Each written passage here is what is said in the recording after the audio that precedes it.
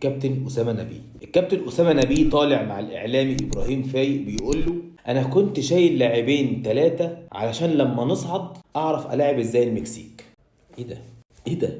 يعني أنت لعبت نيوزيلندا وعدى 90 دقيقة يا فندم، مش شايف بعينك الكارثة اللي في الملعب؟ واقف على خط الملعب، أنت واقف بره وشايف بعينك اللي بيحصل فينا، وأنت مخلي اللاعبين ثلاثة لما نصعد ونلعب المكسيك.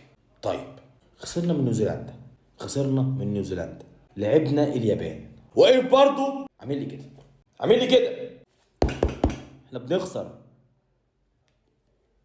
لما نصعد هنزل الثلاث لعيبه يلعبوا المكسيك. خسرنا من اليابان، وانت جاي تقول لي، جاي انت تقول لي دلوقتي لا اصلا انا كنت راكن الثلاث لعيبه لما نصعد هلاعب المكسيك. مكسيك ايه بس؟ مكسيك ايه ده انتوا قسما بالله دماغكوا ديت رايحه في داهيه. ارحمونا لوجه الله، ارحمونا.